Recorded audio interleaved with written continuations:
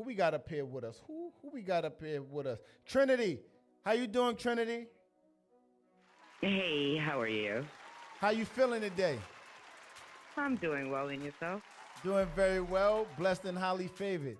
The question that I want to pose, and I want to make it very personal to you, Trinity, what was the lack of vulnerability in you that allowed you to, I'm sorry, Trinity, what was the lack of vulnerability in you that you felt to achieve the relationship that you desired? So, I got the relationship that I desire.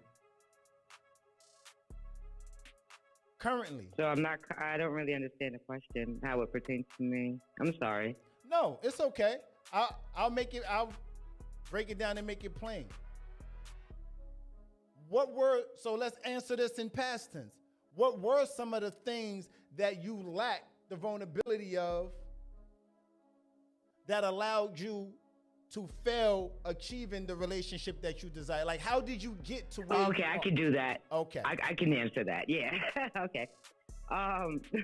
Well, before I got therapy, Hello? I had lacked trust, but I thought it was my lack of trust in men when it was really my lack of trust in myself to be able to be a better judge of character. So when I realized that my lack of trust was not in the men, but in myself, then I was able to work on myself in a way that I could be able to weed out those who were, should I say, who I was unfit for. Come on now.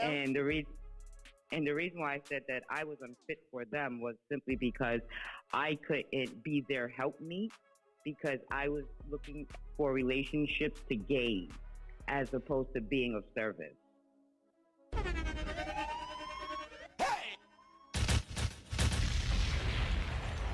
Once upon a time, not too long ago, she was looking to gain and receive, opposed offering and giving. Did I understand that right? Absolutely, 100, yeah. So, in other words, I was in it for my survival and not in it for his survival. So I was in it for looking for him to love me like my dad, when I should be in it for him to love him like his mom. And that means I got to care about his well-being. I got to care about his emotions. I got to care about his psyche, because at the end of the day, he has to be fit for work. He has to be fit for the world so that he can come back home to me. So at what point, because we began this conversation, you began speaking with, that was old shit. I'm no longer that person. So how did you make the transition from what you used to do to what you're currently doing? Got tired of the same results. Woo! Nobody say nothing, she cooking.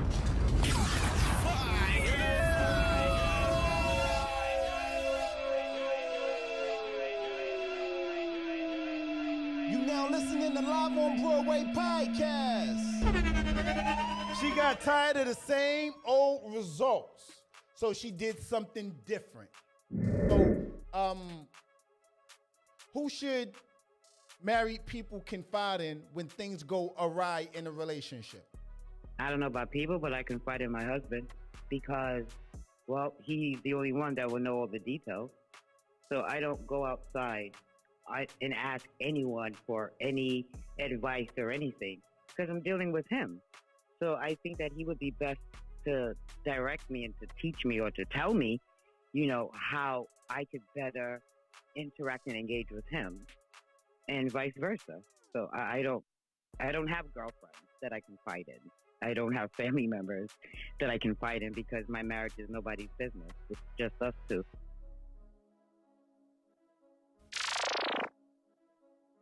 Wake that up. I'm rolling. It's very interesting, your point of view and stance on this. Hang out, stay there. I want to see how the room responds to you, and then I want to hear their point of views. Luna, How do you respond to, is there any validity inside of what Trinity just said?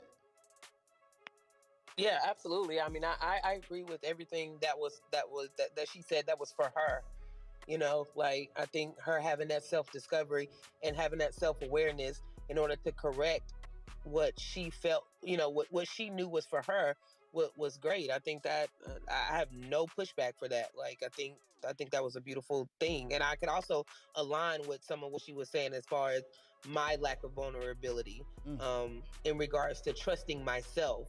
Because when you can trust yourself and you don't waver on your discernment. You don't waver when it comes to your intuition. You know those things for yourself because you trust you. And so I definitely could align there. My only add to that for myself would also be I lack the ability to be able to not be defensive and to hear, to actually hear and accept what my person is saying rather than trying to make it out to be something that I needed to understand for my own sake. So when I got to that space and let a thing just be, I knew then it was about me navigating, not the other person. And that person being able to realize like I'm just allowing them a place for them to be. For me, that allowed me to be more vulnerable because my antennas were able to be up with what the young lady just said about trusting myself.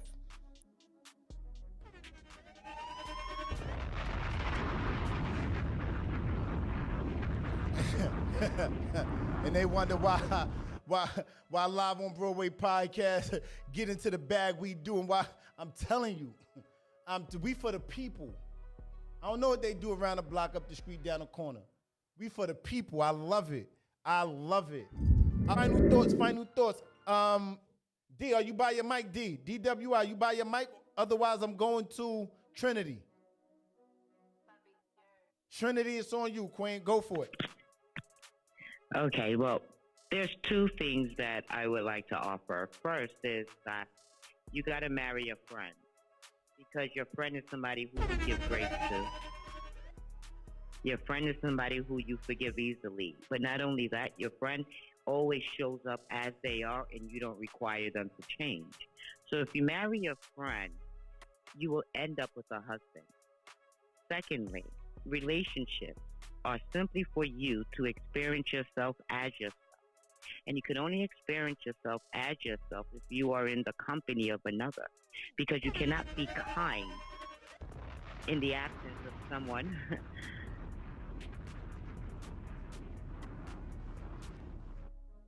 I'm sorry, in the absence of someone, I apologize.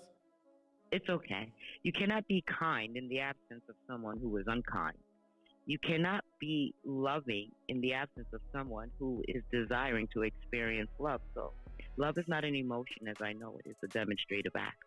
And it's a demonstrative act that reveals how I feel towards someone, which is, I care.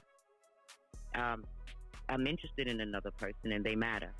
So when you find someone who matters to you, you will put forth every effort to ensure that they remain in your presence because you care about them, you like them, and you love them.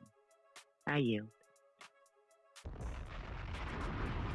I don't know what you had for breakfast this morning or what you ate for dinner. Where you buy your iced coffee from? Or what service you watched Cleflo Dollar, TD Jakes? I don't know. But what I do know is you giving the word tonight, honey.